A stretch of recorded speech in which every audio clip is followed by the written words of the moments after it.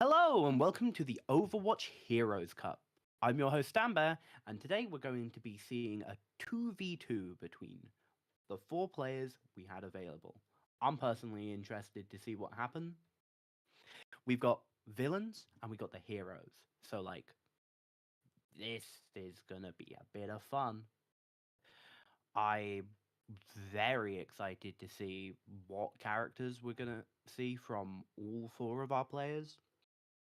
I want to see some fair gameplay, but with villains in the room, I'm not sure if we're going to see that. But we'll just have to wait and see. So, the maps.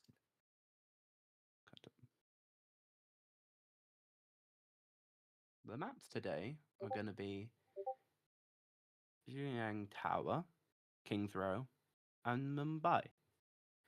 One of them is going to be a control point, so we're going to see not too many turtling, but once you get the point, you're going to see a lot of pressure put on each other's spawns.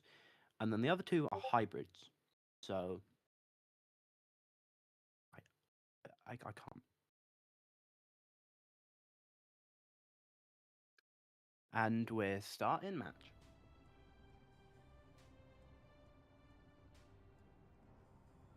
Yeah. Yeah. Don't worry.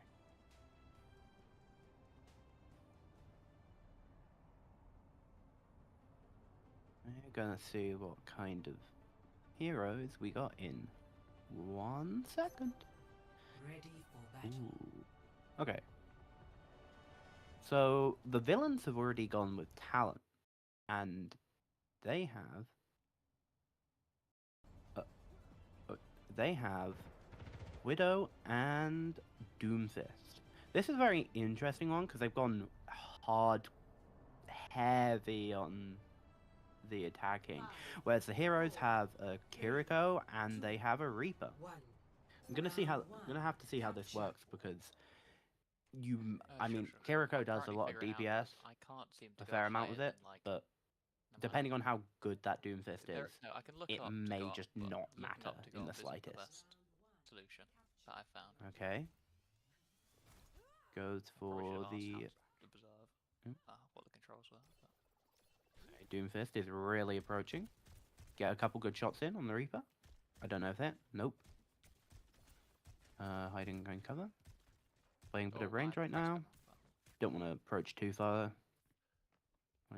When you're on the own, it's not worth it. Oh, Reaper teleporting in. Okay, here we go.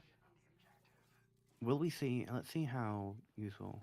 Oh, holding the snipe. Oh, and the Doomfist gets the kill off. Doomfist and the villains are capping point. Ooh, that was a clean snipe. I actually can't lie. That snipe was ew. Going for the melees. Love to see it. Going for another vantage point. We'll see if okay, a switch to D.Va. Yeah, makes sense. The Kiriko Reaper weren't working too well, so switching off of them to change it in your favor makes a lot of sense. Okay. And D.Va has killed the Widow. Okay. Oh, tank fight. I think Doomfist wins this, I can't even lie. Yeah, that's a baby D.Va about to be dead. Yup. And okay. Who's back?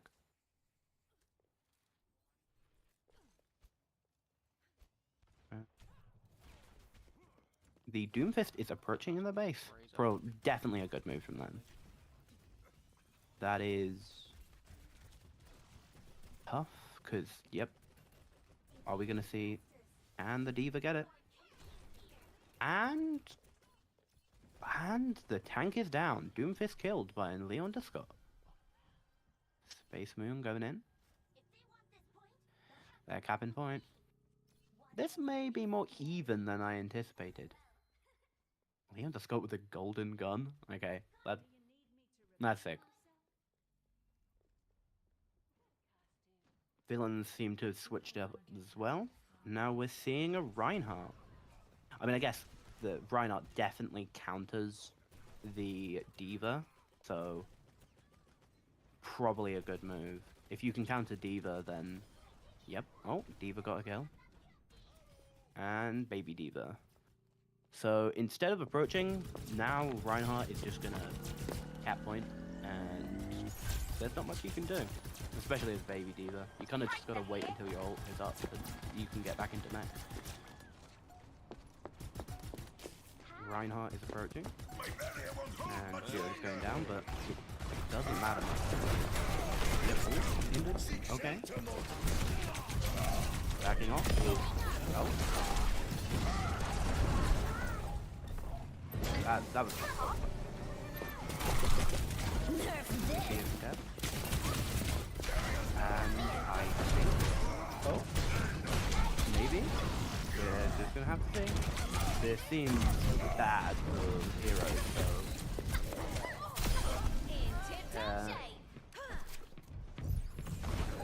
that's first point.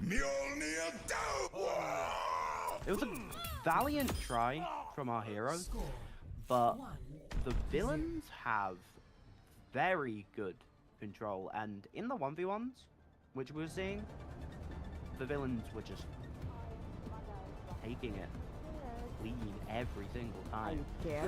I'll have to see what happens and see if the heroes can change their game plan and strategy to readjust. This should be fun. We'll just have to hope. Don't be scared. Now we're seeing villains go double support, so 3, 2, 1. this could be Round 2. interesting. Capture the objective. The I hope they don't Okay. take this too personally. Life Weaver approaching. And the speed and finesse of the Lucio. Lucio sneaking up from behind. Okay. Moving. I couldn't have done And then just better. going to range. Now, Life Weaver just kind of... Ooh, the sleep. Okay. Sleep, anti. That's very good. Ooh, Life Weaver down. Ooh. Going for that camp on Storm. And Storm with Lucio. I kind of like that strat. I can't lie. Like, people are not going to be able to hit you, and you can kind of just dive. But, oh, it didn't work this time. We have seen the switch up, although I think it helped that the switch up from the villain didn't particularly work in their favor. I could see where it was at, but I don't think in Overwatch there's enough damage sources with support, especially with some of the older supports that exist in the game, to actually get you to have both supports doing well like that. The Torbjorn switch seems to be doing well though. Going in for melee hammering, but oh, we might see. Yeah, that's a melee kill on the Zarya. Okay, and the spray. Yeah, I can't like that. The spray got me. We'll just have to see how the heroes. Yeah. Okay. So we see a Kiriko, and we're seeing still seeing the Ana. The Ana was a good play, and I'm not so sure about the skills of Kiriko. I haven't seen them, but Kiriko is a pretty decent character. Oh. Okay. Okay. You're powered up. Get in there. Thanks for the power up. I'm on fire. Get the kill, get the melee kill. Life Weaver ult Thank you. is down. Make trouble. Yep. I This am is a trouble. lot closer than I initially expected. That first game did just make it seem so one-sided, but now we've got this game. I think, although it is still slightly leaning towards the side of the villain, we are going to see it get a lot closer to the wire than we did last time. And even then, we saw it really down to the wire in the first round. Okay. Torbjorn with the boost from the Mercy and melees. Yep, that is just death, huh? I feel bad. Like, what are you supposed to do? Torbjorn going in? You kind of just like you're not really thinking about Torbjorn going in with a hammer, but okay, goes in, pops the ability, and oh my god. Oh my god. Wait, this is working. This is kind of hilarious actually. This tea time? Okay. Okay. That's just some disrespect. This is evil. Like, without Mercy, what can you do? The Torbjorn's just kind of dead, but like, with Mercy? You just kind of got an angry, short Swedish man running at you, and you're like, Taking the what do I objective. do? I can kill him, but I'm playing support. Hey there. Cry some more. Hey. Damage boosting. Again.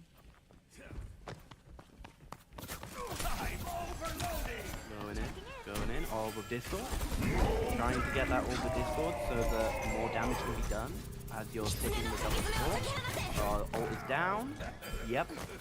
Oh. Can he do it? Can he do it? Ooh. The Mercy got the kill this time. Okay. And the turret is finally down.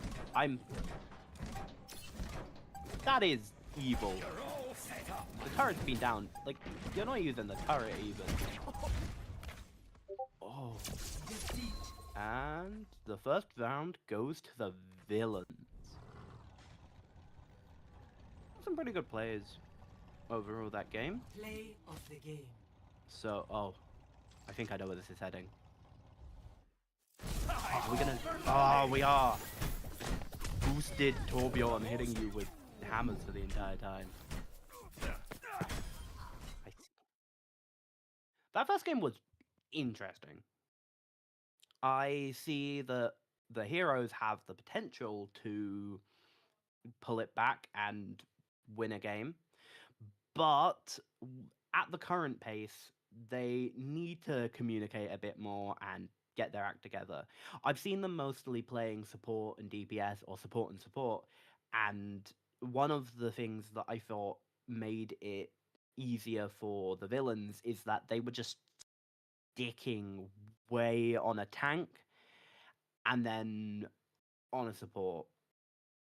The tanks have, like, Overwatch 2 as a game is built around having that single tank, so the tanks are all quite powerful, and although the villains have the skills to dominate anyway, having that imbalance where it's a DPS and a support versus a tank and a support, so you can't really damage the tank and they're kind of just killing you, and they're also, a lot of the times, they're kind of just not supporting each other as well as they can on the hero side. So I'm hoping to see if they can make a difference and realize that themselves, but it's one thing me as a caster saying, oh, I know where this is going, and it's another thing players in the middle of a match acknowledging, oh, this is where it went wrong. A lot of level. So, next match is open soon. We'll be seeing King's Row, and it's the winter one. I like that. I like that touch. We love to see a mention of the fact that it is December. Now It is the winter. entering King's Row winter. Row. This is a beautiful map. Initiating match. I'd like to see some approach changes from the heroes, but as it stands, I'm really not sure if there will be any. I hope there is, because you always want to see a hero story, but it may just not be, and we're just going to have to level with that. So, we are seeing Ready for battle. DPS and support versus DPS and an unselected character. Whatever they select, it's probably going to be pretty good. But I'm personally scared of memes now. Like, go in for the meme Torbjorn. It's in the name, but like, I I kind of wasn't expecting it. Oh, the double DPS. This could be interesting. Because double DPS on defense as well. Hanzo probably has a very good matchup with this map. He can climb, and he can kind of just snipe you from far. 5, And 4, I mean, 3, Junkrat is just a very good DPS in general, 1. but Attackers are we gonna see incoming. them fall for the trap? Defend Oh, okay. objective A. Avoid it, avoid it. I don't think so. Okay. 5, 4, So 2, 1. Attackers incoming. we see Defend objective A. the supports just avoid the trap and nothing there. And what is Junkrat doing? Okay. Hanzo just going to the snipe. Okay. And he's okay. He's actually okay. Anti, he might be dead. Maybe not. Okay. He's alive. Oh, and he's dead. Wow. Okay. So solo Hanzo probably a good guy. Fine to be hearing this as long as you can like avoid. Yeah, makes sense. I was thinking it could work, but then at the same time, I'm like, it's a Hanzo, and you're on the ground. Like, it doesn't. It's a bit of a struggle sometimes. That was So an now we interesting see strategy. the villains switch to. Oh, okay, going for the turret. We see the villains switch for two quite squishy initiator heroes, and I like the concept. The heroes are currently actually doing quite well. I The payload. completely understand why this is. Like, you've got the support from... Because you've got 2 DPS, it's not working in your favor. You can't do enough damage as Anna is healing all the damage, and then you've got a beam that's kind of just consistently hitting you, and then you've got a bunch of turrets that are consistently hitting you, and like, you're like, any character that's like in and out, like Genji, like Tracer, is probably going to have a bit of a hard time if they aren't getting sniped by the Ana with a good play. Okay. We see Genji kind of waiting. I think I know where this is heading, because I think the name gives it away. We're seeing a meme strat. He's waiting. Oh, and he got clapped. And antied, and he's kind of... Yeah, that seems... Sniper. Okay, turret's down. He's moving. Okay, that is... Double kill. Oh, okay. Bit of a comeback. And the Widow switch was pretty good. As far as duels go, Widow's winning the sniper duel against Ana 90% of the time. So, what are you supposed to do? And yeah, okay. Smart play from using the turret in the teleporter. Kind of just covering options, getting... Okay. Can you get the snipe? No. There, okay. Heroes are on point. And they have the numbers advantage, but that doesn't matter too much, as long as the Widow can play well. I will say though, right now, the attacking from the heroes seems to be working out in their favor.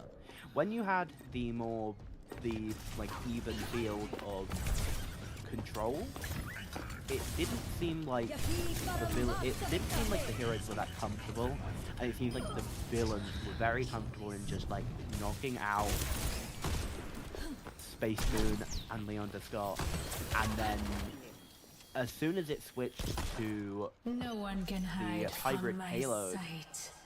Game mode, it seems like Leon Scott and Space Moon have just kind of gotten a bit more comfortable. But that could be a don't play the game often familiarization or something else. We'll just have to wait and see. Oh, okay. The Andy and the Death. Ooh. The switch from the Symmetra to the Sombra is an interesting one, and yeah, I can see why that helps with like the damage buff and buff healing from hacking and just the stopping of this like 1 second stun you effectively get from Sombra's hacks on opposing heroes. There is a fair amount you can do, and she is quite annoying for the enemy. And she even has she has a get at school, and she has her hack AoE that that damage over time that really can matter. I don't think it's going to matter right now though, because Space Moon's Ana is on respawn timer, and you've kind of just the amount of advantage from having that has just a lot. Okay, we see the Mei pick. Space Moon. I mean, I personally quite like the Ana, but I kind of agree with it actually.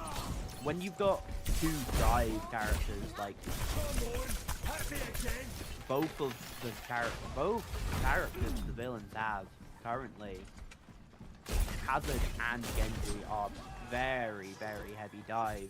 You probably don't want a character, even if you could see Ana in dive comp, you probably don't want a character like her in a 2v2. Somebody call. Oh, okay. So after discussion, I guess they switched to a different. It could work out. Immediately, it did not though. Yeah, it's a rough one. I mean, Leon Scott is doing wonders on the Sombra, even if it's not working out right now, and they're close but just not close enough to getting there. I think Leon Scott's idea for playing Sombra is just, yeah, it's good. Okay, Hazard near the spawn. How's this gonna go? Ooh, the tank hit. Okay, counter tanking. And yeah, what are you supposed to do? Just kind of that's easier. Like Genji kind of just has the advantage.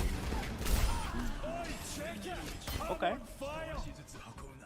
So I mean, it was looking good in the beginning, but now it's not looking too good.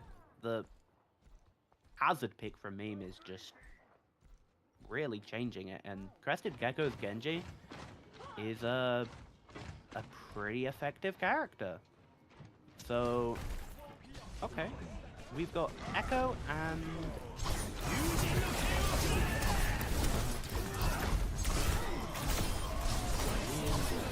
okay, yeah, that makes sense.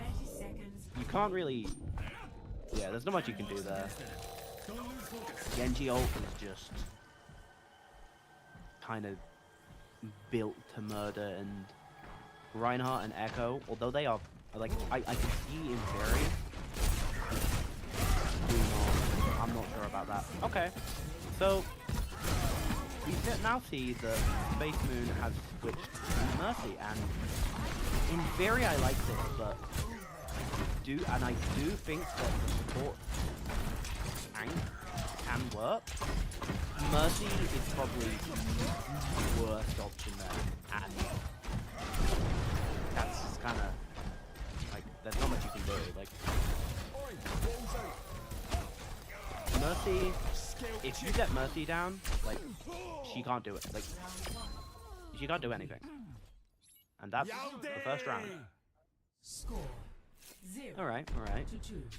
So the heroes made it far, but the end of that match, it seemed like the villains kind of got back to where they were in the first match, and if it's anything like that, ooh, this might be rough for the heroes when they're defending.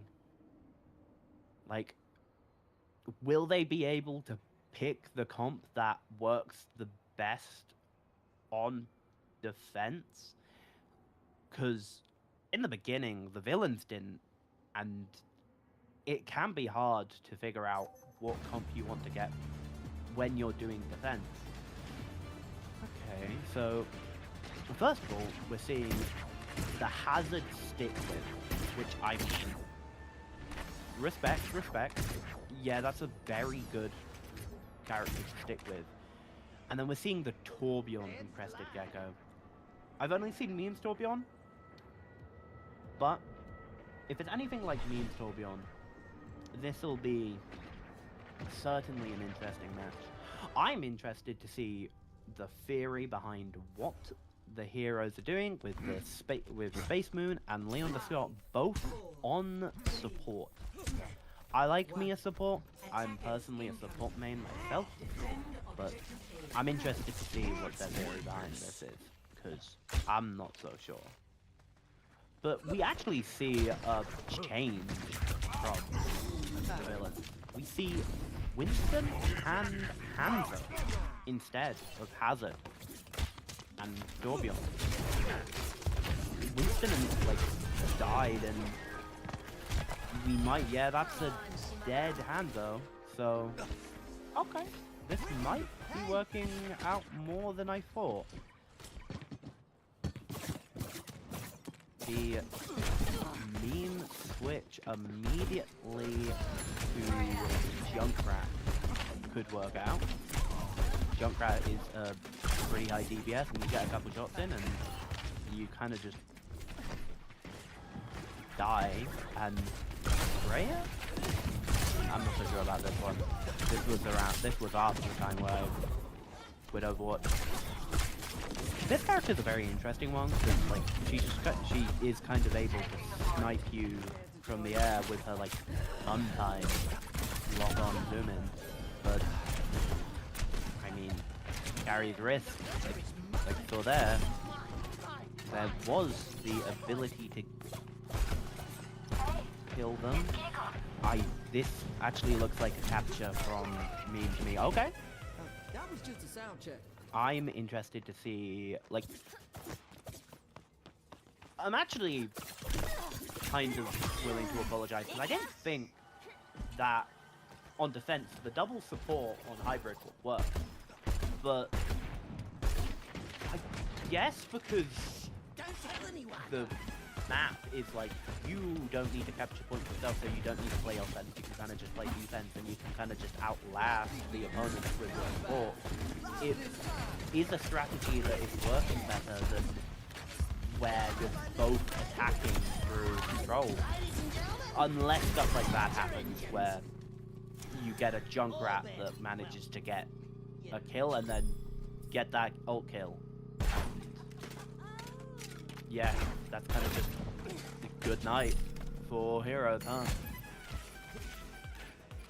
We're gonna see no change from the heroes, I guess. Yeah. But now that they have the payload, we're gonna have to see how they're able to adapt, because the villains are gonna just keep playing offense. If anything, they get to play a bit more defensive. And the heroes have to play less defense and more offense. Now that the villains have payload. We're seeing the Kiriko versus Kiriko, okay. The Kiriko Elim, the 1v1 Junkrat versus Lucio doesn't seem to be in Lucio's favor, I can't lie, but go at it, King. Yeah, this is okay. I mean, alright, the meme kill. I'm seeing it, and I'm kind of believing it. By having Lucio just like go out of the range and out of the immediate threat of the Junkrat hitbox on the bombs, you're kind of getting an advantage, but as soon as you even touch the ground, you're kind of just dead. And Crested Gecko has kind of stuck in the opponent's face and distracted them, allowing Meme to kind of just keep riding the payload and like nothing's happened. The preemptive shots, just to see if they can catch of their opponents are a pretty good idea, and I did not really like the approach from there. Like, maybe if you had booped and you'd like knocked him off the payload, I wouldn't be so... I would be more of a fan of that, but like, you go in, kind of just don't boop, you don't do anything, and you kind of get stuck there. This is going to be tough for the heroes because you've got 3 minutes still, and how long? It's more a case of, it's a case of how long they can stand, but it is also a big case of how much can they stand up to meme Junkrat and Infected Gecko's Jericho. Okay, Leon Scott getting the kill on Junkrat. I'm liking the Cole Cassidy switch, I can't lie. It's a hero that's kind of doing the opposite of what you're setting out to do as Junkrat. Junkrat is like, actually, they're probably about the same, but Junkrat and Cole Cassidy do not play similar, and I guess your game plan is different, but this is looking like it's wraps for the heroes, and it's unfortunate to say, but the payload is close. If they cannot contest this, all is over in best of 3, as the villains would have won, but you've got a minute left. There is some form of contesting, and it's not like the villains are actually capping point, but as soon as they do, it's kind of over. Like, you get a good couple shots in, and yeah. Oh, the Junkrat was a nightmare though. Oh, the trade on the Kirikos. Okay. Going for... Okay, this is just BM at this point. I mean, you could just escort the payload if you really want to. But I guess that's what's happening. Like, Meme gets confident and then loses and dies, and then there is a chance that the heroes win. And as soon as the villains get overconfident and start doing meme strats, the heroes are good enough to see the villains get overconfident and go, okay, I'm not allowing that.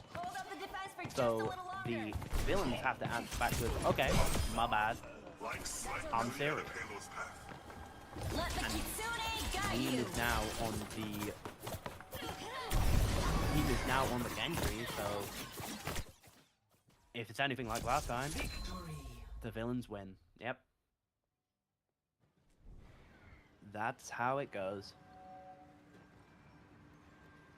Overall, good games though. Though.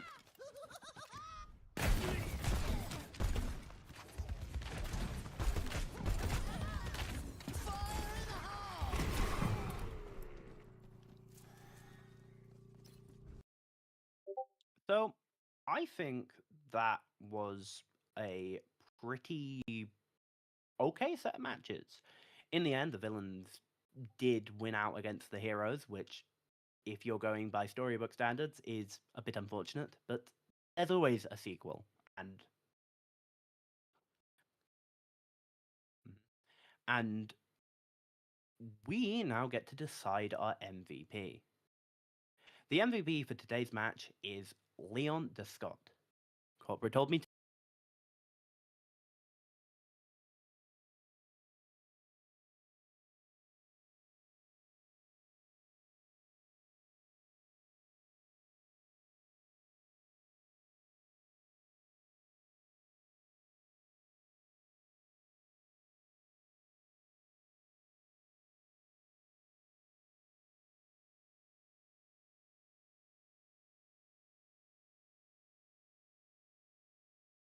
play.